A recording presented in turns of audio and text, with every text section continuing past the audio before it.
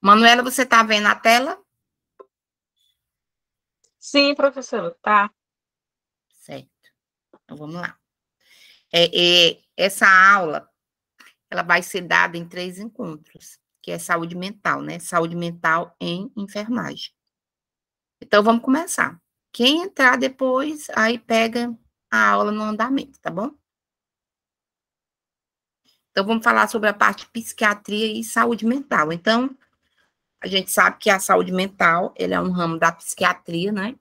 A psiquiatria é uma especialidade da medicina que lida com a prevenção, o atendimento, o diagnóstico, tratamento e reabilitação das diferentes formas de transtornos mentais, orgânicos ou funcionais, com manifestações psicológicas severas. Então, a gente sabe que a psiquiatria é um ramo da medicina, né? Que ela é especializada em mentes. Assim como a gente tem a cardiologia, que trata do coração, nós temos a nefrologia, que trata da parte renal, né? Nós temos a clínica médica, que trata todas as doenças, nós temos a psiquiatria, que trata da mente humana, então da saúde mental. Para a gente ter saúde mental, a gente vai ver que tem vários fatores que fazem com que a gente tenha uma mente sã ou uma mente doente, né? Então, nós temos aí como exemplo de doenças, né, da psiquiatria, a depressão, o transtorno bipolar, a esquizofrenia. Então, a gente sabe que a esquizofrenia, ela bate, assim, recorde. Quando vocês chegarem lá no Areolim de Abreu, vocês vão ver que esquizofrenia é recorde nas internações. Então, o objetivo da psiquiatria é o alívio do sofrimento e o bem-estar psíquico.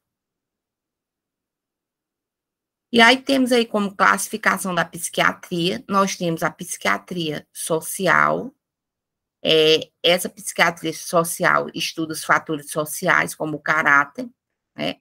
Os critérios demográficos, como a idade, o sexo, as condições familiares, a classe social e os preconceitos, porque a gente sabe que quem tem doença mental, ela sofre muito preconceito.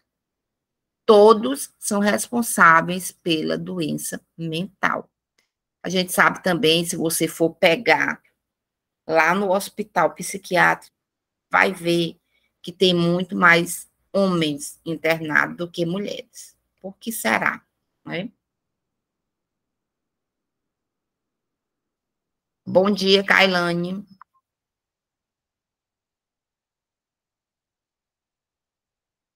Por que será que tem mais homens do que mulheres? Você pode me responder, Manuela? Professora, você até me pegou, porque eu pensei que fosse mais mulher do que homem, A porque mulher, geralmente a mulher é mais carretada do que o homem, né? eu vou te dizer Responsabilidade. o que é que a mulher tem mais. A mulher tem mais Hum, ansiedade, ela tem mais esses distúrbios que podem ser controlados. O homem, quando ele surta. Ali já é caso de internação, né? Então, se você for, você vai ver que lá no Areolim de Abreu, nós temos 4 enfermarias, só com homens, e uma com as mulheres. Então, enquanto eu tenho 4 enfermarias, que essas enfermarias, esses postos, né? Digamos, tem 30 pacientes homens, do sexo masculino. Se eu tenho 4, dá 120. Lá na das mulheres, eu só tenho 30 mulheres. Então, assim, em caso de internação, as mulheres são menos do que os homens. Porque a mulher, ela tem esses surtos psicóticos, mas ela mesma controla em casa. O homem não. O homem, quando ele surta mesmo. Por isso que diz, o homem, quando adoece, quando você vê um homem no posto de saúde, é porque realmente ele está doente. Porque ele fica guardando, né? Então, ele guarda, quando ele explode, aqueles sintomas que ele tem, aí é que ele procura o posto de saúde. Do mesmo jeito é na doença mental. A psiquiatria preventiva, que é o conjunto de conhecimentos utilizados para planejar, né, os programas para reduzir a frequência de transtornos mentais, que é feito na prevenção primária, no caso lá da UBS, né? A UBS, ela trabalha com a prevenção. Reduzir a duração de números significativos de transtornos mentais, que é uma prevenção secundária. Hoje a gente sabe que nós vamos estudar ainda essa reforma psiquiátrica, o que foi a reforma psiquiátrica, né? Reduzir a deteriorização resultante dos transtornos mentais, que é através da prevenção terciária. Quando a gente fala em reduzir essa deteriorização, a gente fala lá do hospital, né? Ou do CAPS, que ele esteja procurando o atendimento. E a psiquiatria comunitária, que é uma etapa evolutiva da psiquiatria, no qual a promoção, detecção precoce, tratamento de reabilitação dos transtornos mentais se aplicam a toda a população. Então, o conceito de doença mental e saúde mental. Alguém entrando. Bom dia, Marília.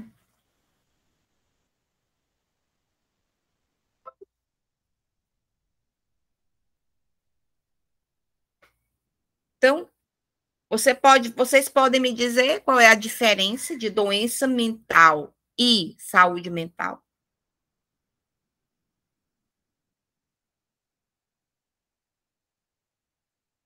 O que é ter saúde mental?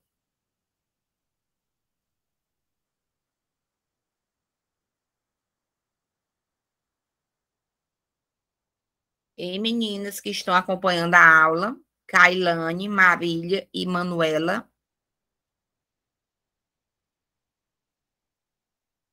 Professora, a doença mental é quando a pessoa não tem mais capacidade de se controlar, né, de se conter, já precisa de um psicoativo para ele poder se controlar, né? E a saúde mental, não, você consegue controlar suas crises, sua ansiedade, né? E Isso. vejo hoje que tanto jovem como já de certa idade, tem muitas pessoas que têm ansiedade e chega a um ponto que eles não conseguem mais controlar. Eles dão crise por cima de crise. E isso é doença mental, né? Isso. Então, para a gente ter saúde mental hoje, a gente precisa, assim, controlar muito bem a vida diária, né? Por quê? Porque a gente sabe que tem vários fatores que influenciam o desenvolvimento de doenças mentais.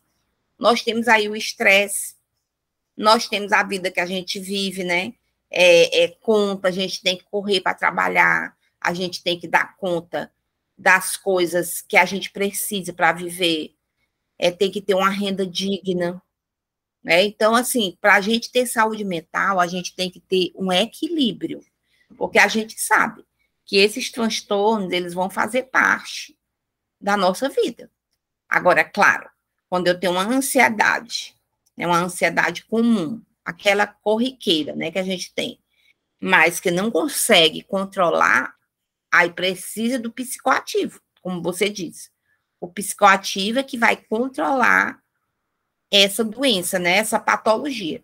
E assim, quando a gente age a tempo, o que é necessário em relação à saúde mental? É você ter alguma dessas doenças, né? E você controlar logo, não deixar surtar. Porque o surto, ele vem quando você não está mais controlando a saúde mental. Então, quando você deixa de controlar, aí você precisa de uma terceira, né, linha, que é, no caso, o posto de saúde ou o hospital psiquiátrico. Ali você já está surtando, quer dizer, encheu, é como se fosse uma panela, né? Que ela vai extravasando, e aí, quando ela extravasa, aí o único controle é a prevenção terciária, que no caso vai precisar do hospital. Então, saúde mental compreende a personalidade mentalmente sadia.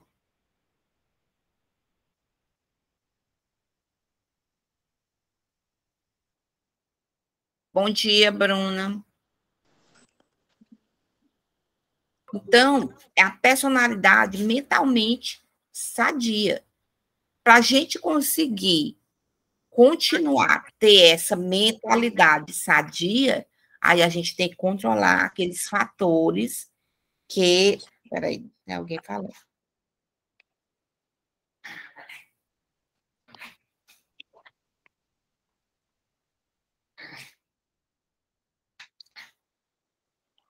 Kailane mexe nas configurações, aí é só nas configurações de onde você está, ou do computador ou do celular, né? Então, compreende a personalidade mentalmente sadia e que continua a crescer, desenvolver-se e amadurecer durante toda a vida, aceitando suas responsabilidades e frustrações, com isenção de ânimo perante si mesmo e a sociedade. Então, para a gente ter saúde mental, nós temos que ter uma personalidade mentalmente sadia, né? Então, se você já está com uma crise de ansiedade, você já está desequilibrando sua saúde mental. É como a pessoa que tem gastrite, né? Se ela começa a ter queimação, azia, né? Então, começa a corroer o estômago, e ali você está deixando de ter um sistema digestório sadio. Do mesmo jeito é a saúde mental. Nós vamos ver que nós temos os fatores que nós temos que controlar para a gente se manter mentalmente sadio.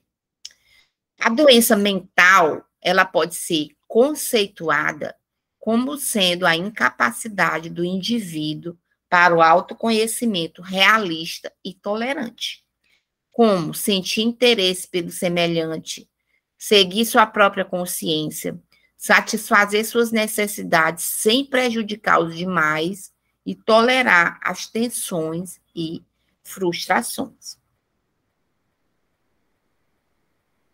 Então, a evolução histórica da saúde mental. Então, a internação de pessoas portadoras de transtornos mentais no Brasil, ela remonta da metade do século XIX. E desde então, a atenção aos portadores de transtornos mentais foi quase sinônimo de internação em hospitais psiquiátricos especializados. Então, a gente sabe que lá na metade do século XIX, onde começaram a prestar atenção à doença mental, como era que era feita a internação desses pacientes. Então, a família, ela tinha o seu paciente, né? Paciente surtado, né? Doente mentalmente. O que é que a família fazia? Ela não ia ficar com um louco convivendo no meio da família. Então, faziam grades, cadeias, né? Ou gaiolas no quintal e botava a pessoa que estava surtada. Então, era assim que era tratado o paciente mentalmente doente. Então, ele era cuidado pela família como um animal, né? Então, colocava lá as grades, fazia a grade no quintal, um puxadinho da casa, ou então no quarto, trancava esse paciente, porque esse paciente não podia conviver no meio da família. Porque a gente sabe que o paciente mentalmente doente é um paciente que ele não responde por si só. Então, ele faz coisas que ele, com a mente sã, ele não teria coragem de fazer. Então, o paciente mentalmente doente, ele agride as pessoas que ele está convivendo, ele bate, ele usa objetos perfuro-cortantes é como se ele estivesse se protegendo, aquela pessoa que estivesse cuidando dele fosse um agressor. Então, aquela pessoa está promovendo perigo para ele. Então, ele vai tentar as armas que ele tiver na mão para se livrar daquela pessoa que está incomodando ele, que na cabeça dele, as pessoas que são mais é que estão incomodando. Vê aqui quem está entrando.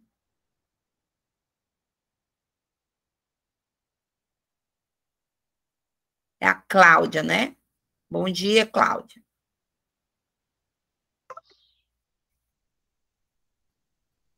Então, lá na metade do século XIX, essas pessoas toda pessoa que tinha sinais de transtornos mentais, ela era isolada. Então, ela era internada em hospitais, manicômios, como eram chamados, especializados em saúde mental, e até mesmo no quintal de casa, porque o hospital não tinha capacidade de segurar todos esses portadores de doenças mentais, né? Então, ele ia lá, tratava o surto e mandava de novo para a família. Então, com a proclamação da Constituição de 88, cria-se o Sistema Único de Saúde, né, que foi o SUS, que foi criado na Constituição de 88, e são estabelecidas as condições institucionais para a implantação de novas políticas de saúde, entre as quais a de saúde mental. Então, teve também, a partir daí, a reforma psiquiátrica, que é o primeiro trabalho de vocês, que eu vou pedir para vocês fazerem, um trabalho sobre a reforma psiquiátrica, para vocês me dizerem o que é essa reforma psiquiátrica, tá? Então, o Ministério da Saúde, a partir da década de 90, entre 90 e 2000, são 10 anos, define uma nova política de saúde mental que redireciona paulativamente os recursos da assistência psiquiátrica para um modelo substitutivo de base comunitária. Então, o que é essa reforma psiquiátrica? Então, a reforma psiquiátrica é a ampla mudança do atendimento público em saúde mental, garantindo o acesso da população aos serviços e o respeito a seus direitos e liberdade. É amparada pela Lei 10.216, que é uma lei que foi formulada em 2001, conquista de uma luta social que durou 12 anos. O que é que a reforma psiquiátrica quer? Então, a reforma psiquiátrica, para ela, é um tipo de mudança. Mudança em que paradigma? Antes, quem tinha surtos mentais, a Ilane quer. Vou entrar por outro celular. Deixa eu ver aqui se é.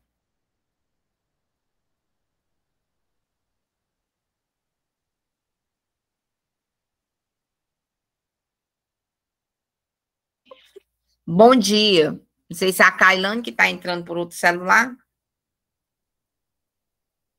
Então, quando se falar em reforma psiquiátrica, você pensa assim, na cabeça de quem planejou essa lei, ela diz que o trabalho da pessoa com saúde mental passa a ser da família. E ela não acaba de uma vez só, né? Mas vai diminuindo os leitos psiquiátricos em hospitais psiquiátricos. Quando vocês verem os pacientes mentais lá no estágio de saúde mental, vocês vão me dizer, eu vou deixar para vocês responderem lá. Porque quem acompanha a saúde mental sou eu, né? Então, eu vou dizer para vocês me dizerem lá se a reforma psiquiátrica está certa ou não. Gente, uma pessoa que tem surto psiquiátrico é uma pessoa que ela não tem condição de estar no meio social. E eles querem, com a reforma psiquiátrica, diminuir os hospitais psiquiátricos. É esse o resumo da lei. Então, diminuindo os hospitais psiquiátricos, a família passa a ser a cuidadora daquele paciente com surto psiquiátrico. Então, a família, aí o que é que eles fazem? Eles vão diminuir gradativamente os hospitais psiquiátricos e transformar em CAPs. Nós temos os CAPs, nós temos as residências terapêuticas, e esses CAPs ficam com o serviço do portador de doença mental. Só que o CAPS, ele não fica 24 horas com o paciente. A família leva 8 horas da manhã. Lá no CAPS, ele tem o café da manhã, ele tem o lanche, tem o almoço e tem o lanche de 4 horas. Aí, 4 horas, despacha o paciente para onde? Para casa. Então, o paciente, ele vai passar o dia no CAPS e, à noite, quem toma de conta do paciente é a família. É essa o resumo da lei da reforma psiquiátrica. Diminuir os leitos hospitalares com o paciente psiquiátrico e deixar o serviço para a família e os CAPs. Sim, professor, agora vocês me perguntam. E o paciente que está com transtorno psicótico, né? Aquele que não consegue, aquele ali vai para a internação no mínimo de leitos. Os hospitais gerais, eles passam a ter 2 leitos para acompanhamento do paciente psiquiátrico. Então, acaba-se os hospitais psiquiátricos e os hospitais gerais, cada um tem 2 leitos para tratamento de paciente com transtorno. A maternidade vai ter 2 leitos. O hospital, vou dar exemplo dos hospitais daqui. O HGV vai ter 2 leitos para tratamento de paciente psiquiátrico. O São Marcos, 2 leitos. Então, todo hospital terá que ter 2 leitos reservados para pacientes psiquiátricos. É esse o resumo da reforma psiquiátrica, que é amparado pela Lei 10.216 de 2001. Vai diminuindo gradativamente os leitos dos hospitais psiquiátricos e colocando para os hospitais gerais. Cada hospital fica com 2 leitos. E o restante dos pacientes controláveis vai ser atendido pelo CAPS. Então, significa um modelo de tratamento no lugar do isolamento, o convívio na família e na comunidade. Então, essa reforma, essa lei 10.216, ela diz que o paciente psiquiátrico, ele não precisa ser isolado, ele pode ser tratado no meio familiar. Então, é esse o resumo da lei 10.216 de 2001, que trata da reforma psiquiátrica. Vocês vão ver que aqui desativaram um hospital psiquiátrico, que foi o Meduna. Então, já acabou-se o Meduna, não existe mais. O que existe ali no lugar do Meduna hoje é o Shopping Rio Puti. Hoje, aqui, nós temos somente o Hospital Areolino de Abreu, para tratamento de pacientes pelo SUS. Lá não recebe convênio, não recebe particular. O que trata os transtornos com pacientes psiquiátricos pelo convênio, pela via particular, é outra casa, né? Então, tem uma casa aqui especializada em receber pacientes particulares e com convênios. Então, o atendimento é feito pelo CAPS, que é o Centro de Atenção Psicossocial. Aí nós temos também as residências terapêuticas, os ambulatórios, os hospitais gerais, cada um com 2 leitos, e os centros de convivência, né? Esse centro de convivência, ele trata também dos idosos. As internações, quando necessárias, serão feitas em hospitais gerais ou no CAPS 24 horas, e os hospitais psiquiátricos de grande porte vão sendo progressivamente substituídos. Alguém tem alguma coisa a perguntar desse pequena abordagem que eu fiz agora? Manuela, Kailane, Marília, Bruna Ravena.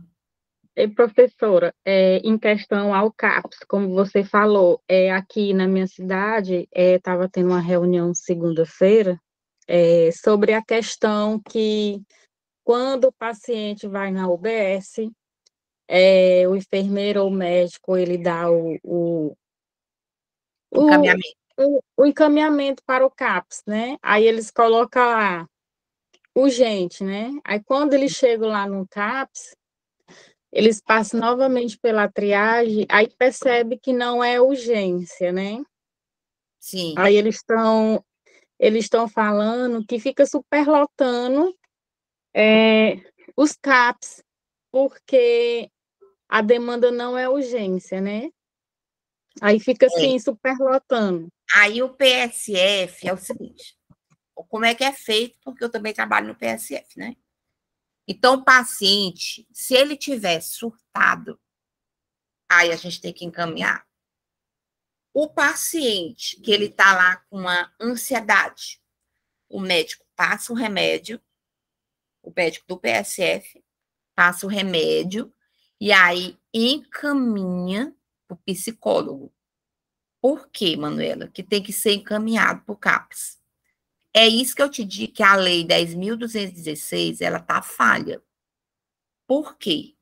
Porque como é que eu vou tratar o paciente no PSF se a gente tem outras atividades, né, outras pessoas para atender? O que é que o médico vai fazer? Vai passar o remédio. Só que a gente sabe que o transtorno psiquiátrico, ele não é tratado somente com o remédio. O remédio é um paliativo. Ele vai precisar do atendimento psicológico. E que, se esse tratamento psicológico ele falhar, não vai adiantar só o medicamento, porque ele vai tomar o medicamento, aí o medicamento ele vai começar a depender daquele medicamento, porque na hora que tirar, ele vai começar a voltar os sintomas. Então, o tratamento psiquiátrico para essas patologias mais leves, como ansiedade, né? A depressão é outro problema que tem muito na atenção básica, né? Então, tem muita gente com transtorno psiquiátrico, como ansiedade, depressão, e que o que a gente pode fazer no PSF é passar o remédio. Por quê? Porque ele vai precisar do psicólogo, né? Ele vai precisar passar pelo profissional. A gente está fazendo o encaminhamento especializado. Agora, se o CAPS não está dando conta, aí é outra história, tem que ser resolvido com o CAPS. Por quê? Porque o médico que está lá no CAPS, ele vai uma vez na semana. O psicólogo que está no CAPS, ele vai uma vez na semana. Como é que ele vai dar conta de tratar do povo? E se tem muita gente doente, né? Então, assim, tem muita gente com transtorno de ansiedade, com depressão, e que esquizofrenia, e que precisa passar por essa assistência especializada, que é o psicólogo e o psiquiatra. Que lá no PSF tem um enfermeiro. Eu não posso ser o psicólogo do paciente. Eu até posso conversar com ele, mas eu não posso me dispor do meu tempo de 1 hora por dia, que precisa de 1 hora com a consulta psiquiátrica, né? Uma sessão psiquiátrica ou psicológica, e eu vou me dispor de 1 hora, aí lá o PSF vai ser superlotado e não vai atender as demandas. O PSF vai fazer aquele primeiro atendimento, mas depois do primeiro atendimento ele vai encaminhar, claro, passa a bola para frente, que é para assistência psicológica. É como o cardiologista. O médico do PSF, ele não vai atender o problema de coração. O que é que ele vai fazer? Ele vai pedir os exames. Quando chegar os exames, ele vai observar o que é que tem no exame. E o que for do cardiologista, ele vai encaminhar. É esse o trabalho do PSF, entendeu? Aí o problema dos CAPs é só esse. Eles contratam o psicólogo para um dia, que não dá conta da demanda do município, porque José de Freitas é um município grande, salvo engano, é maior do que Miguel Alves, porque eu acho que o José de Freitas deve ter 45 mil habitantes. Aí um psicólogo não dá conta. Ele tem que contratar o quê? 3, 4 psicólogos. Tem que contratar psiquiatra para a semana inteira, só que o psiquiatra é caro, né? Se for deixar um médico lá, psiquiatra, a semana inteira no CAPS, ele vai levar 50 mil. Coisa que não entra esse dinheiro nem nas contas da saúde mental, do CAPS. Não entra esse dinheiro. E aí o médico vai levar todinho. Aí quem sobrecarrega? O PSF. E aí eles não querem atender os pacientes. A gente faz o que é a nossa obrigação, que é encaminhar. Pega o paciente, eu detectei uma ansiedade, eu mesmo, enfermeiro, encaminho. Ó, você está com ansiedade. Eu não posso passar o remédio, mas eu posso encaminhar. eu encaminho o paciente para o psicólogo, e esse paciente, depois que passa para o psicólogo, às vezes ele não precisa nem do remédio, ele faz só a sessão psicológica. E o psicólogo, se precisar do remédio, ele não passa o remédio, aí ele encaminha para o psiquiatra. Aí o que está acontecendo é isso, Manuela. Quando você estiver nessas reuniões, você pode questionar, fazer esse questionamento. É dizer que os CAPs, eles não estão preparados para receber a demanda do município, porque o que seria a preparação deles? É ele ter um médico a semana inteira. É ele ter um psicólogo, 2, 3 psicólogos a semana inteira. Aí sim, estaria dando certo o tratamento dos pacientes psiquiátricos.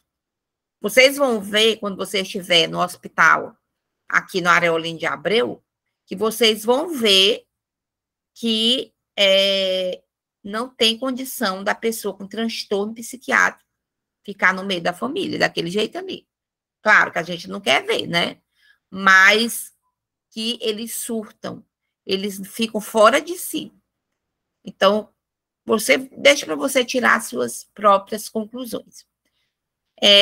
Mais alguém quer perguntar alguma coisa?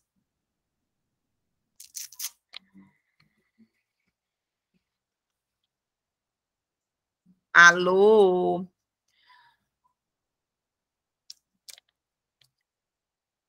Deixa eu só fazer bem que a frequência de vocês, quem está na sala. Manuela. Presente. Kailane. Presente, professor. Marília. Presente. Bruna Ravena. Presente, professora. Cláudia. Quem foi que entrou com o nome de Reginaldo? É a Cláudia. Cláudia, certo. Ó, aqui tem o primeiro exercício. Vocês vão responder e mandar para mim. Quem não puder mandar, não, é melhor. Ou você pode mandar por e-mail ou pelo WhatsApp, tá? Agora vamos lá para a segunda aula, que a gente tem que correr. Nós vamos dar a saúde mental em 3 aulas, tá certo? Aí hoje a primeira. Amanhã vocês têm disponibilidade para assistir a aula de 8 às 10? Eu tenho. Eu também, professora, eu também. Amanhã, de 8 às 10, e Sim. sábado que vem, de 8 às 10. Aí a gente encerra saúde mental. Nisso, eu já vou fazer o cronograma direitinho para vocês. Eu não fiz ainda, porque eu cheguei ontem à noite de viagem. Mas amanhã eu já digo para vocês como é que vai ficar a disciplina de vocês. Que no caso de vocês é saúde mental e urgência e emergência, né? A turma Y tem saúde da criança e do adolescente e saúde do idoso e urgência e emergência. Aí eu vou botar paralelo, que não será nesse sábado e nem no outro, mas no terceiro sábado. Aí eu já tenho terminado saúde mental com vocês, aí a gente passa para as 2 turmas, que é urgência e emergência, e a gente fazer só o encerramento quando vocês voltarem, dia 28, tá bom? Mas eu vou passar o cronograma direitinho, como é que vai ficar. De forma que amanhã, de 8 às 10, nós temos aula de saúde mental. Eu vou agora fechar que tá o exercício, vou mandar essa aula para vocês, e aí vou já para a segunda aula agora, tá bom? Que a nossa aula é até 10 horas.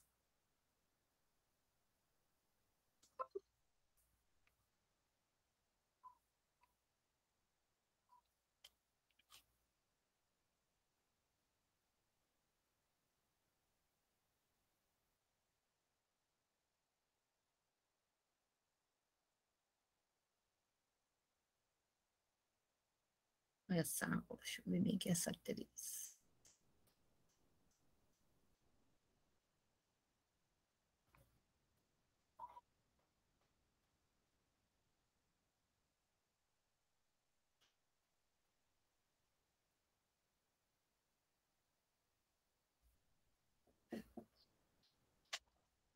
Quero falar sobre os fatores influenciadores dos transtornos.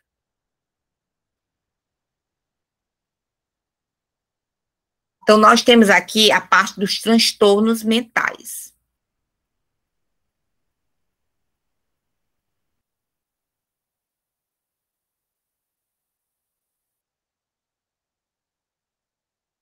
Essa aqui mesmo.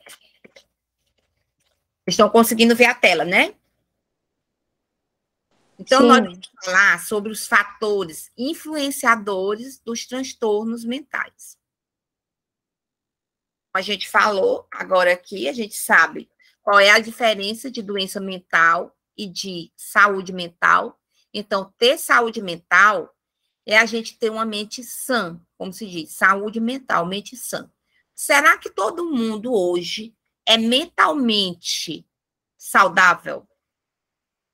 Porque, assim, para uma pessoa viver mentalmente saudável, é uma pessoa livre de estresse, livre desses fatores genéticos. A gente sabe que o fator genético, ele contribui. Ah, professora, como que ele vai contribuir? Se você tem um pai ou uma mãe que tem transtorno psiquiátrico, você é um candidato forte a ter. É por isso que a gente já faz até como é que se diz? Você arranja um parceiro, né? Aí lá na família do parceiro tem pessoas que surtaram, pessoas que têm esquizofrenia, pessoas que têm depressão.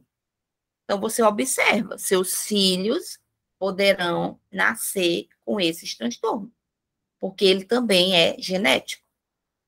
Então, fatores que influenciam os transtornos mentais. Aí nós temos os fatores físicos ou biológicos, que podem ser definidos como sendo alterações ocorridas no corpo como um todo, um determinado órgão ou sistema nervoso central que possam levar a um transtorno mental. Temos lá uma mãe que é bastante ansiosa. Então, essa mãe, ela pode passar esse fator para a criança. Então, a mãe ansiosa, ela poderá ter filhos ansiosos. Por quê? Porque não depende dela. Está lá o fator genético, né? A genética da mãe. Bom dia, Keila. Feliz ano novo. Minha gente, eu nem desejei feliz ano novo para vocês, né? Feliz ano novo, feliz 2023, que tenhamos um ano melhor, né, para conviver, um ano de paz, de saúde, de muitas bênçãos para todos nós, tá bom? Então, os fatores. Amém, professor, para você também. É um ano mais rico, né? Cheio de conhecimento, concurso público, que vocês possam passar nos concursos que vai agora aí. Tem um leque de concurso aí que vai abrir. Prefeitura de Teresina, não sei José de Freitas que já teve, né? O Estado, deixa eu só dizer para vocês, o Estado vai abrir 200 vagas para técnicos, agora em março.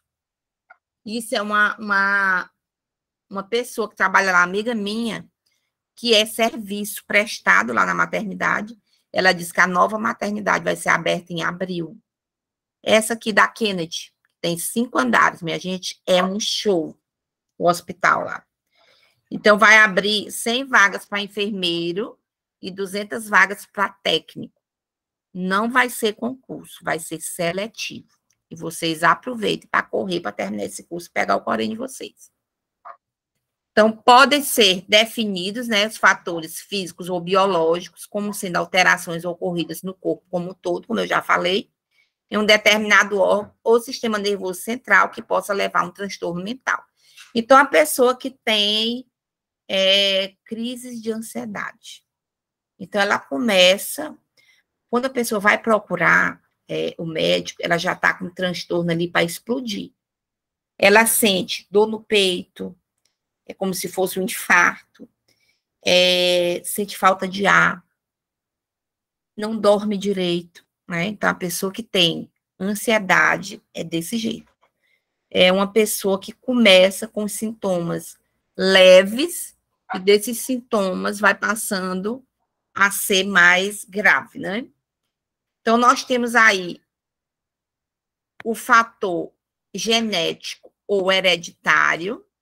Então, é importante deixar claro que quando se fala de fator genético em psiquiatria, está se falando de tendências. predisposições que o indivíduo possui de desenvolver determinados desequilíbrios químicos no organismo que possam levá-lo a apresentar determinados transtornos mentais. Então, nós temos lá a mãe que tem esquizofrenia. Ela pode passar para o filho o fator genético. Professora, é obrigado ter esquizofrenia? Não, não é obrigado. Então, você já sabendo disso, você já presta mais atenção à saúde mental daqueles filhos que estão nascendo daquela mãe, né? Se tem esquizofrenia, ela vai passar o fator genético. Não significa que o filho terá esquizofrenia. Nós temos aí como exemplo a anemia falciforme. A anemia falciforme, o pai e a mãe passam o traço falciforme para a criança. É obrigada a criança ter? Não. Se ela passar só um traço e o pai passar o traço, aí a criança vai ter, dos dois. Mas se a mãe passou o traço para a criança, ela vai ter o traço para a anemia falciforme. Essa criança, quando crescer, se juntar com uma pessoa que tem o traço falciforme, aí ela vai passar a anemia falciforme para o filho. Então, a mãe que tem esquizofrenia, ela vai passar o traço da esquizofrenia para a criança. Não é obrigada a criança ter, mas a criança tem a tendência a ter. E a gente sabe que pode ser controlado, né? Principalmente quando criança. Fatores pré-natais. Então, as condições de gestação, dentre eles, os fatores emocionais que a mãe passa durante a gravidez, os econômicos, os sociais, o consumo de álcool durante a gravidez, drogas, cigarros e de alguns tipos de medicação podem prejudicar a formação do bebê, gerando problemas futuros que poderão comprometer sua capacidade adaptativa no crescimento e desenvolvimento, podendo facilitar o surgimento da doença. Então, por isso que é importante a gestante fazer o acompanhamento pré-natal.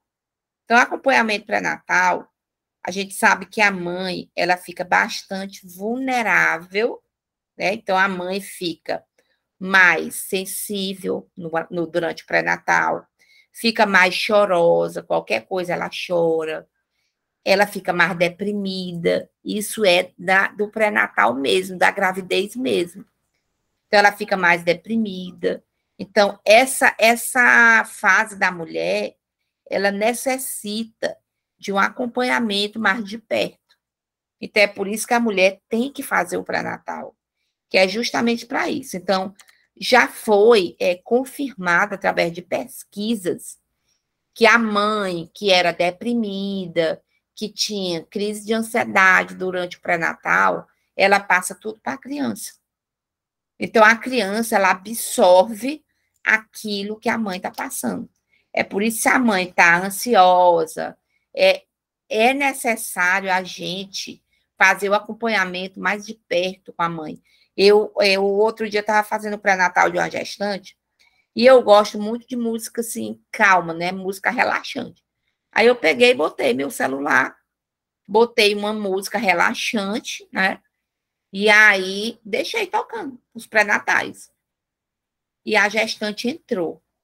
Quando a gestante entrou, ela disse: "Oh, mas essa música é tão boa, tão calma." Aí a gestante começou a dizer: "Você gostou disso?" "Gostei." Aí ela começou a chorar. Chorar só de ouvir a música. Aí eu fui acalmar ela, conversar, fui saber e realmente descobri que essa gestante estava com vários problemas em casa. E aí a gestação aflorou, né, os sentimentos dela. E aí ela entrou e viu a música, eu perguntei o que é que ela tinha, né, e aí aflorou, ela começou a chorar, em vez do pré-natal, ela já estava fazendo, era um atendimento psicológico, que a gente sabe que enfermeiro trabalha até como psicólogo, né. Então, a gente sabe que esses fatores pré-natais é possível a gente prevenir, né, através do pré-natal, essa questão do cigarro, das drogas, né, do uso de drogas, porque a gente sabe que tem mulher que quer usar a droga normal durante a gravidez, e a gente tem que dar apoio durante esse pré-natal, né? Mulheres que chegam lá no pré-natal que fumam, que usam bebida alcoólica, aí a gente começa a orientar e dizer que não pode, né? Pelo menos ela tem uma paciênciazinha, porque a gente sabe que tirar vício requer muito trabalho, porque os vícios, eles não se retiram assim da noite para o dia, né? Só dizer para ela que ela tem que deixar de beber, que ela vai deixar de beber, mas a gente orienta, né? Se você for uma pessoa alcoólatra, você toma quantos copos de bebida alcoólica por dia? Eu tomo, sei lá, uma cerveja. Não, pois procure beber só a metade. No outro dia você bebe só a metade da metade. Assim a gente faz com o cigarro e com as drogas.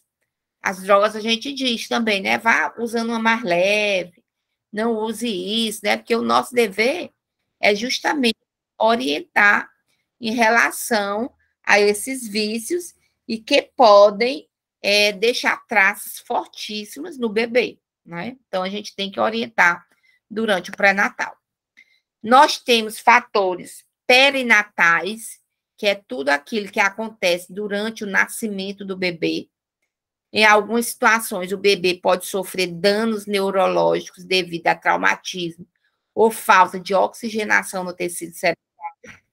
E, nesses casos, dependendo da gravidade desses danos, a criança poderá desenvolver problemas neurológicos, como epilepsia, tipos de atraso no desenvolvimento, né? E que pode formar uma base para futuros transtornos psiquiátricos. Então, a gente procura saber até como foi que esse bebê nasceu, se esse bebê chorou durante o parto, né? A gente vai avaliar também aquele índice de Apgar, porque a gente sabe que do primeiro ao 10º minuto ele tem que ser avaliado. Então, tem que ser avaliado o índice de Apgar, porque quanto mais baixo esse índice, mais sequelas a criança pode ter. Nós temos aí os fatores neuroendocrinológicos, né? O sistema endócrino, ele é responsável pela regulação do equilíbrio do organismo, faz isso através da produção de hormônio pelas glândulas endócrinas, como a pituitária e a tireoide. Então, acontece que esse sistema se estreita, né? Estreita a ligação com o sistema nervoso central, havendo uma influência recíproca entre eles, como acontece em caso de reações ou vice-versa. Então, a gente sabe que o sistema endócrino, ele é responsável pela liberação de hormônios, né? Nós temos aí hormônios femininos, hormônios masculinos, o hormônio da tireoide, né, que ele libera o hormônio do crescimento. A gente sabe que quando a pessoa tem o hormônio da tireoide liberado em alta quantidade, o que é que vai acontecer? Vai aumentar, né, a capacidade desse hormônio, e aí vai sobrecarregar, e esse hormônio passa a reagir juntamente com o sistema nervoso, como no caso lá do hipertireoidismo. Então, vai passar a produzir ansiedade na pessoa. Então, a gente sabe que o hormônio da tireoide, ele liberado em alta quantidade, ele vai causar ansiedade, né? O hormônio liberado em pouca quantidade vai causar até depressão. A pessoa não tem, o coração, ele vai começar a bater mais devagar, no caso da bradicardia, como é o caso do hipotireoidismo. Então, são pessoas que têm problemas cardíacos, né? Por quê? Porque o coração vai bater mais lentamente. E no caso do hipertireoidismo, o coração vai bater mais forte, como a taquicardia, né? Vai palpitar mais. E a pessoa começa a sentir ansiedade, justamente por conta da liberação desses fatores neuroendócrinos. Assim como a pessoa com hipotireoidismo é a pessoa que tem tendência a ter depressão. Por quê? Porque tem pouco hormônio circulando, interagindo com o sistema nervoso. Muitos estudos recentes têm mostrado a ligação entre os mecanismos neuroendócrinos e reações cerebrais.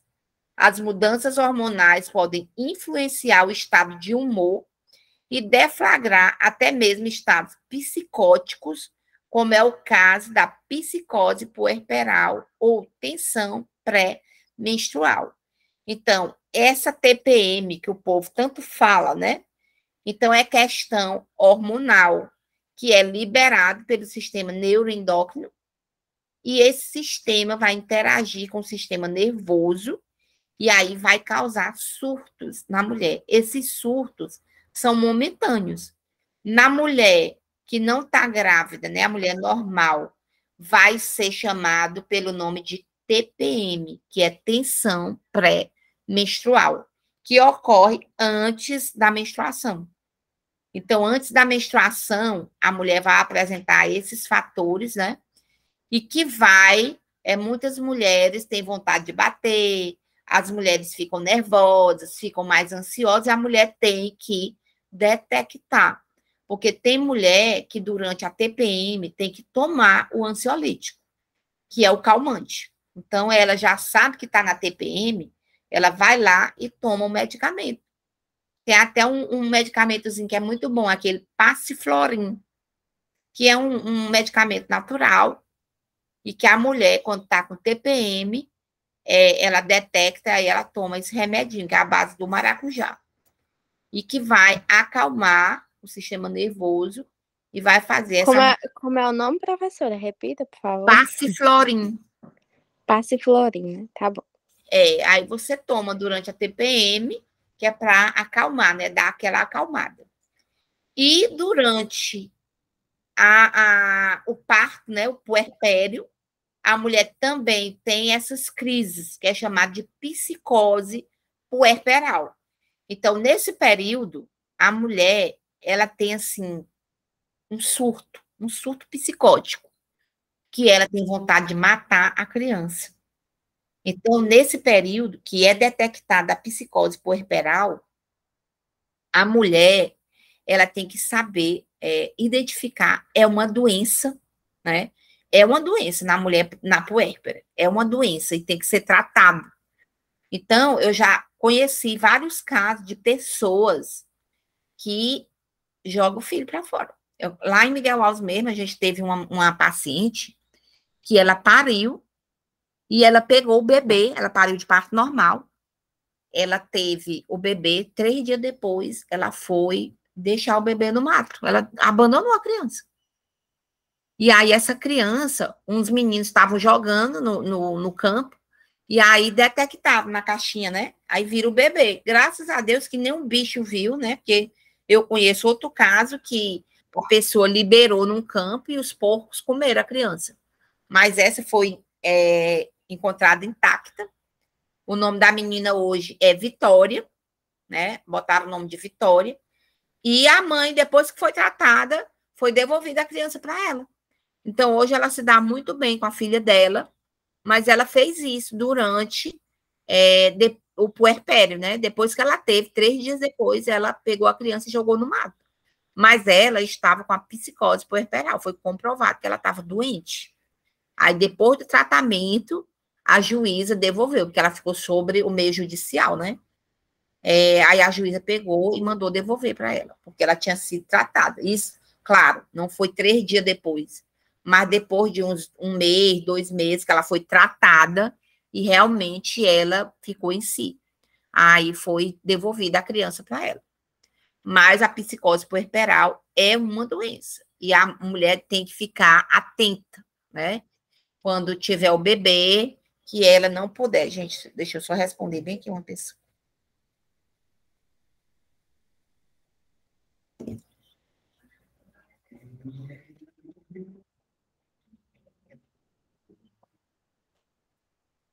E, professora, uma pergunta. Quando uma mulher faz isso é relativo que ela vai fazer todas as vezes que ela tiver O bebê? bebê? Não, Ou não é não? obrigado. Não. É porque, como eu te falei, o sistema neuroendócrino, ele passa a deixar de produzir hormônios ou produzir em grande quantidade.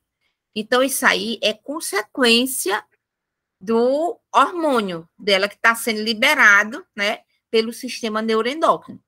Então, a quantidade de hormônio que ela liberou, porque durante a gravidez, a mulher, ela fica mais sensível. A gente já sabe, isso é fato.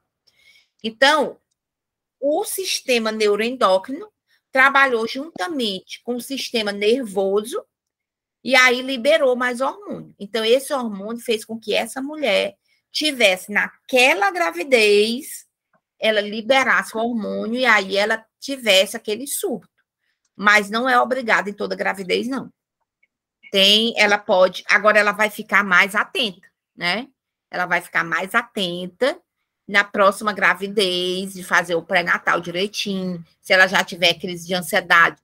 Tem remédios que podem se usar durante a gravidez, se ela tiver com a ansiedade muito exacerbada, né? A sensibilidade. Então, tem remédios naturais que ela pode tomar durante a gravidez. E ela, na segunda gravidez, na terceira, ela não é obrigada a ter esses surtos, né? Mas que o surto psicótico durante a gravidez, ele existe e ele existe. Então, assim, é porque às vezes a pessoa começa a jogar a culpa, né, na mulher, responsabilizar, xingar, sofrer os preconceitos, né, porque abandonou a criança. Mas ali ela estava durante o surto psicótico. E realmente é avaliado por uma equipe médica e ela pode ter a criança de volta, mas depois que tratar. Então, é por isso que é necessário a mulher fazer o pré-natal. Não é obrigado, não, viu? Ela ter uma gravidez, tiver esse surto, a outra ela pode ter normal. Tá certo? Respondido?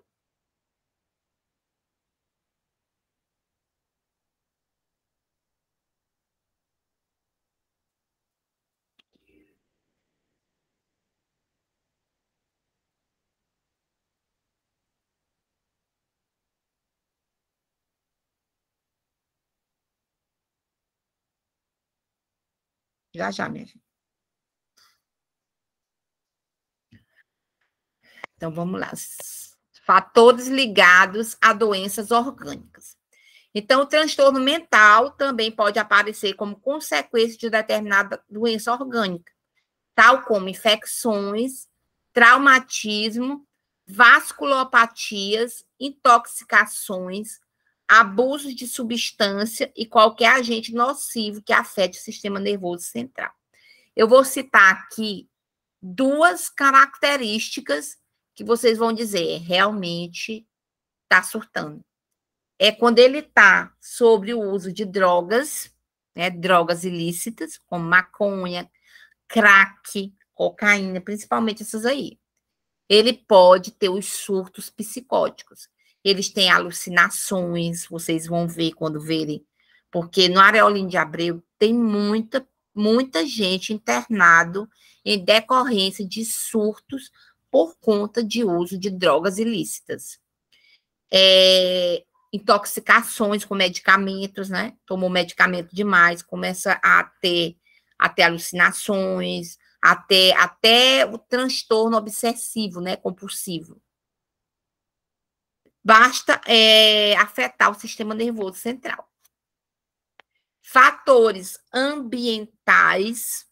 Então, os fatores ambientais exercem forte e constante influência sobre as atitudes e escolhas diárias, tanto externa quanto interna.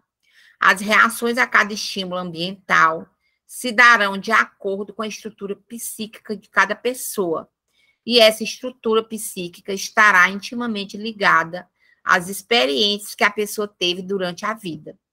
Assim, se estabelece uma relação circular entre todos os fatores geradores de transtorno mental, onde um ocasiona o outro. Então, vamos lá. O fator ambiental. Se a criança, ela convive num meio onde todo mundo é doido, a criança também não tem como ser uma criança normal, minha gente. Tá lá, a mãe é alcoólatra. A mãe vive surtando dentro de casa. A mãe usa droga, o pai usa droga. Como é que essa criança vai ser normal? Então, já está comprovado que o fator ambiental, ele também desencadeia as doenças mentais. Eu tenho uma prima, né? Uma prima que ela tem esses surtos. Tem tempo que ela tá bem, bem, bem. Aí tem outro tempo que ela surta. Então, assim, de forma que ela... Só que o dela, ela nunca foi internada. Mas a gente sabe que ela tem problema, né? E ela se casou com uma pessoa que a pessoa também era primo dela legítimo. E a pessoa também tinha problema mental. Do mesmo jeito dela. E aí, eles tiveram o bebê, né? Ao invés da família tirar esse bebê, não, deixou lá, eles dois cuidaram. Pois o menino surtou. Um belo dia, o menino surtou. Eu digo, ora, mas como é que não fica? Os dois que a gente vê que não é normal. Gente, ela começa a falar com você, ela tem um discurso normal. A gente pergunta como é que ela tá, tudo bem, aí começa a puxar assunto. Aí ela vai. Olha, tem uma boneca que o Zezé de Camargo e Luciano usa, que ali tem um chip com todas as músicas que eu fiz. Eles cantam as músicas que eu escrevi.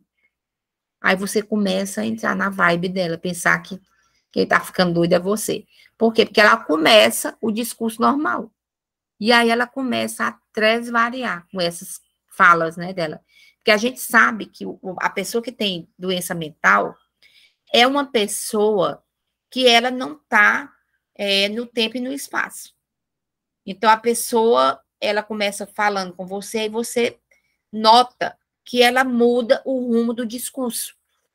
Você está falando, ô, seu fulano, tudo bem? Tudo bem. Como é seu nome? Ela diz o nome dela. Onde é que a senhora mora? Mora em tal lugar. Aí começa a mudar o rumo da conversa. Aí você vê, não, essa pessoa, ela não está normal. Ela já mudou o rumo da conversa para outro assunto. Então, a gente sabe como é que a gente detecta uma pessoa que está doente mentalmente, né? O primeiro deles é o discurso. Então, a gente sabe que o fator ambiental também vai ser um fator favorável ao surgimento de doenças mentais. Fatores emocionais ou psicológicos. Então, cada pessoa vem a este mundo como um ser único, diferente de todos os outros. Cada um apresenta, mesmo ao nascer, uma forma de interagir com o mundo que influencia o comportamento de quem está à sua volta e é influenciado por ele. Não são incomuns as mulheres que possuem mais de um filho afirmar que foram bebês totalmente diferentes. Um dormia mais, outro chorava mais, o outro dormia de menos, o outro chorava menos, ou então o outro estava mais doente, né? Então, a gente sabe que os fatores emocionais, eles também podem desencadear uma doença mental. Ó, eu vou só aqui alertar em relação a um aluno. Então, a partir desse dia, eu comecei a não fazer mais as práticas no meio de todo mundo. Geralmente, eu gosto de deixar de 2 alunos, né? Então, essa aluna era uma turma do Pronatec. Essa turma só tinha aluno de 17, 18 anos, né? Então, essa aluna, ela foi fazer o medicamento, então ela treme a mão. Então, nessa prática, estavam todos os alunos na sala, aí ela foi furar. Quando ela foi furar, ela começou a tremer. Aí daí os meninos começaram a sorrir. Sorrir, não mangar, né? Que hoje isso é bullying. Mas eles não estavam mangando, como se diz. 10 horas. 10? Eu vou por terra às 10 horas. Ah, pois tá bom, na hora que voltar. Tá. Então, esses meninos, eles começaram a sorrir. Mas sorrir dela tremendo, né? E nisso eles estavam filmando. Quando ela se deparou com essa situação, ela deixou a prática e não quis mais ir, sabe? Ela deixou, começou a chorar.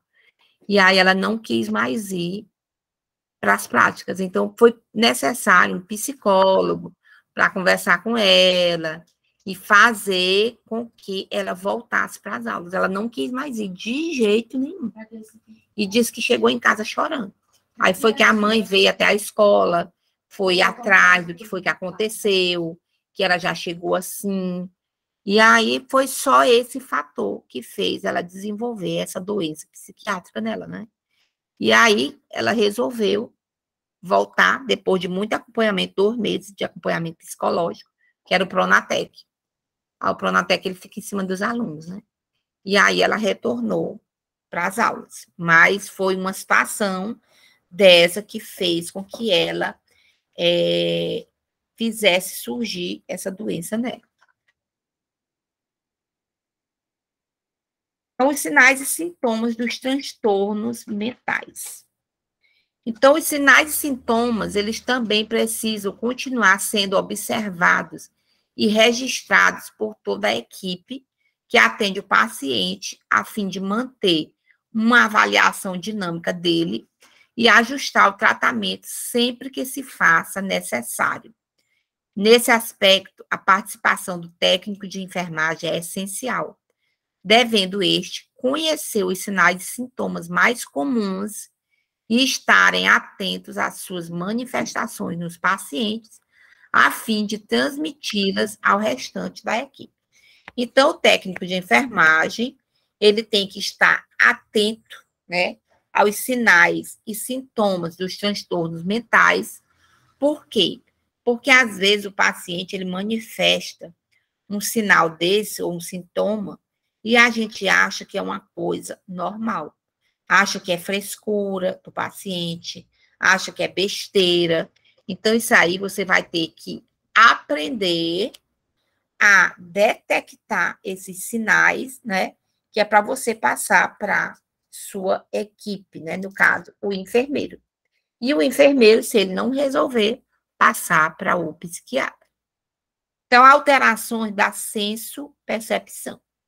Então, a senso-percepção é a capacidade de formar uma síntese de todas as sensações e percepções que se tem a cada momento e, com ela, formar uma ideia do próprio corpo e de tudo que está à sua volta. Para isso, faz-se o uso de todos os nossos órgãos dos sentidos. Então, você vai ver o que é essa senso-percepção, né? Formar uma síntese de todas as sensações, se ele está sabendo aonde ele está, se ele está sabendo qual é o dia da semana, se ele está consciente, se ele está orientado, né?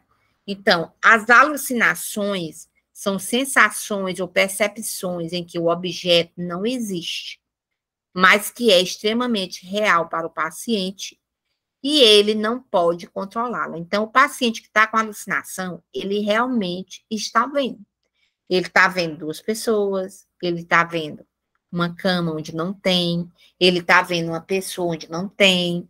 Então, você tem que aprender a detectar, pois independem de sua vontade. Assim, numa alucinação auditiva, o paciente não dirá: parece que eu ouço vozes. E sim, as vozes voltaram e estão me dizendo para não escutar o que você diz. Então, ele vai dizer que está escutando alguém.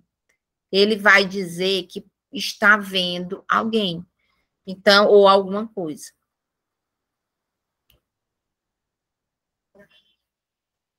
Hã? É. Então, ele vai dizer que está ouvindo vozes. Aí você vai detectar que esse não é um sintoma normal. Ouvir vozes, ver alucinação auditiva, alucinação visual, né? As alucinações, elas podem ser auditivas, visuais, gustativas, tá dizendo que tá sentindo gosto de alguma coisa que não é, né? Você prova e não é. Olfativas, sentindo cheiro, ele está sentindo um cheiro de flor, você não está sentindo, mas ele está. que isso tem outro nome, quando leva-se para o espiritismo, né? O espiritismo é a presença de manifestações do outro mundo. Alucinações táteis, sinestésicas e de relações e funções corporais. Então, a alucinação, como muita gente pensa, ela não é só visual. Ela pode ser uma alucinação visual, auditiva, gustativa, né, pelo paladar, olfativa pelo cheiro, alucinação tátil, ele achar que está pegando em alguma coisa que ele não está, que você sabe que ele não está. Alterações do pensamento. Então, o pensamento é o processo pelo qual se associa e combina os conhecimentos adquiridos no mundo, chegando a uma conclusão ou uma nova ideia. Inicia-se com uma sensação como visão, olfato, paladar, audição e tato. Então, aí no pensamento também pode ser utilizado os 5 sentidos, né? E conclui-se com o raciocínio, que é caracterizado pela associação de ideias. Alterações da linguagem. Pode-se tratar de alterações da articulação da linguagem ou do uso da mesma. A logorreia é a fala acelerada e compulsiva. Então, quando vocês chegarem lá no hospital, que vocês verem algum prontuário com a palavra logorreica, você sabe que é aquele paciente que tem fala acelerada e compulsiva. A gagueira é a repetição de sílabas. Às vezes a pessoa fica lá, tia, você é você é técnico de enfermagem? Ele começa assim a lhe perguntar, né? Com dificuldades para dar início e prosseguimento à fala. Então, a gente sabe que, além das alterações do pensamento, temos também alterações da linguagem. Alterações da consciência. Então, a consciência é que faz do ser humano um ser psíquico, vinculado à realidade. É através dela que se dá conta das sensações, percepções do ser. Sua alteração apresenta várias formas, né? Então, a consciência que você vai saber se realmente o paciente ele está ali naquele local, se ele está sabendo aonde ele está, se ele está sabendo qual é o dia, qual é o horário, que às vezes está de manhã, ele diz está de noite. Ou às vezes você pergunta, você é de onde?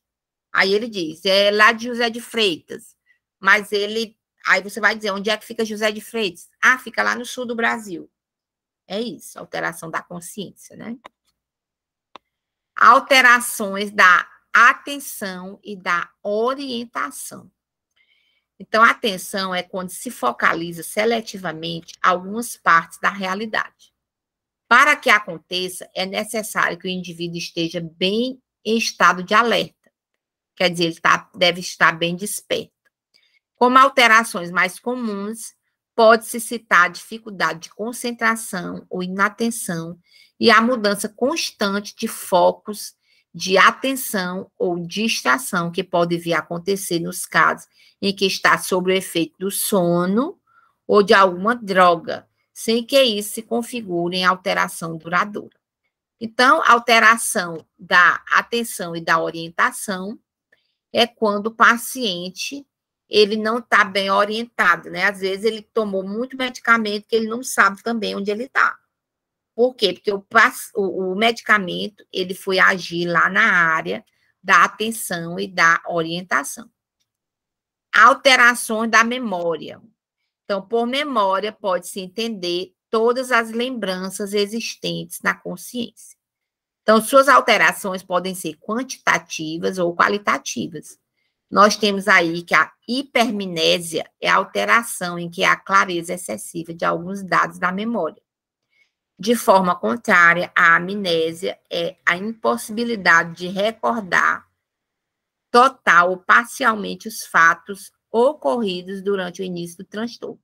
Então, é uma amnésia retrógrada, é quando o paciente ele não lembra de nada. Nada que aconteceu antes, até mesmo do nascimento para cá. A hipermnésia é uma quantidade anormal, quer dizer, há uma clareza excessiva de alguns dados da memória, né? Após o início da amnésia ou fatos isolados, a amnésia pode ainda se dar como defesa suprimida da memória, que são fatos comuns carregados afetivamente. Então, que é a amnésia afetiva. Então, tem pessoas, né, que têm o transtorno, passou lá por um estupro. Então, ela pode adquirir, através desse trauma do estupro, ela pode ter amnésia ali. Então, você vai pedir para ela contar, ela era uma pessoa saudável. Aí, determinado tempo, você vai pedir para ela contar o fato, ela não vai lembrar. Por quê? Porque a mente dela bloqueou esse determinado acontecimento e ela não vai conseguir lembrar do fato, né? Tem uma paciente lá no Areolino, que ela está internada lá há mais de 5 anos. O que aconteceu com ela? Ela foi estuprada. E quando ela foi estuprada, a pessoa, o caboclo, ainda matou a mãe dela. Ela morava só ela e a mãe. E ainda matou a mãe. Então, ela viu essa cena, ela foi estuprada, então ela bloqueou a consciência dela. Ela simplesmente fechou.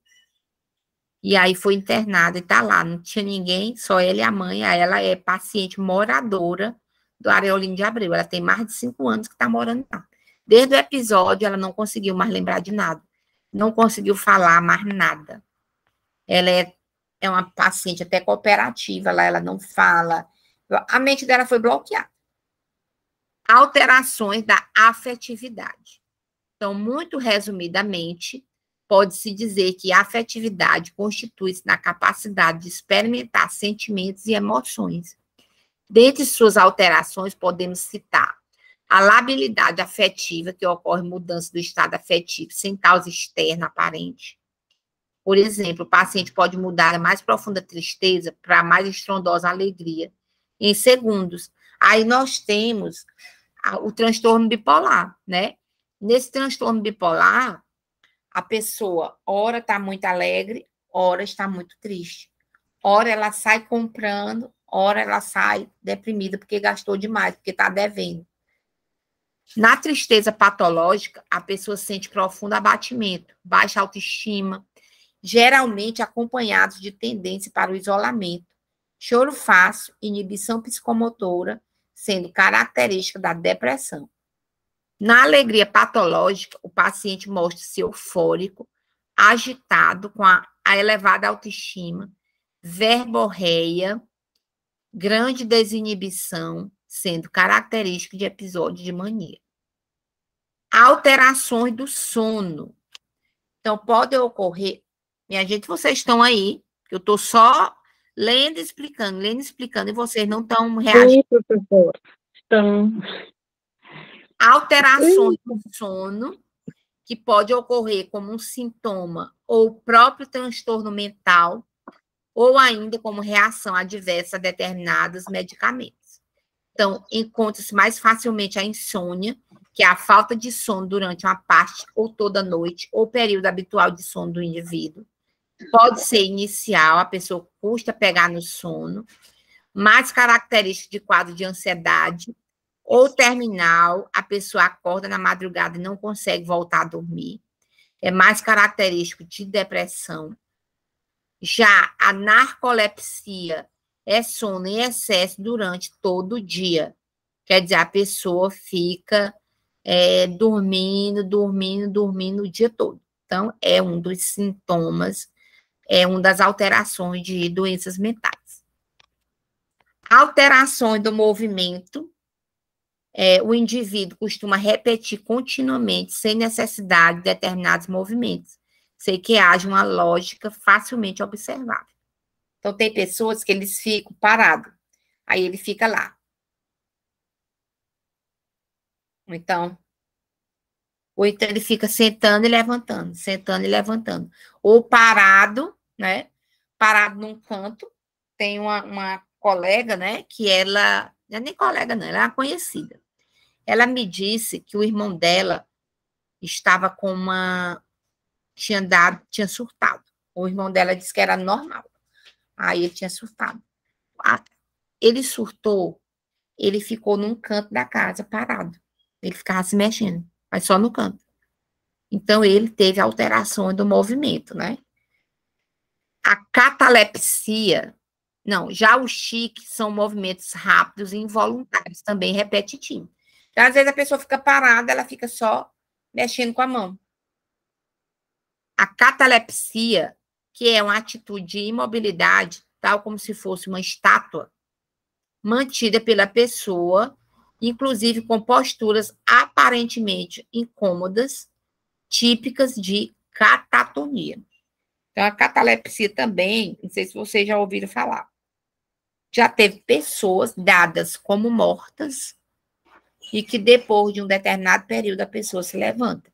Quer dizer, chamado de catalepsia.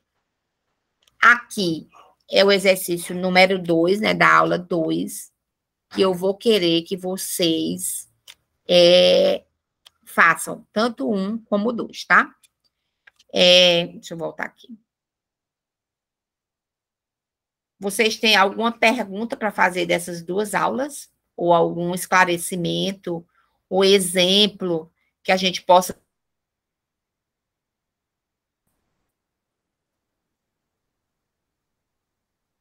E Mauricéia, Marília Gabriele, Manuela, já passou. Professora, Tem nada a perguntar, não, deu para entender. esse exercício aí é para mandar até que dia? Pode ser até a semana que vem. Nós temos 3 sábados de aula. Tem que mandar em PDF, é, professora? Não, você pode mandar só a foto pelo WhatsApp. Pode responder no seu caderno e mandar a foto. Como você quiser, no tanto que mude, tá bom? Então, hoje, a nossa aula de hoje, nós vamos ficar por aqui, tá? Amanhã a gente volta no mesmo horário com outro assunto, tá bom? Então, você tem a semana todinha para mandar a atividade. A turma de vocês não é grande, né? Uma turma pequena. Pode botar até no grupo se quiser. Tá bom?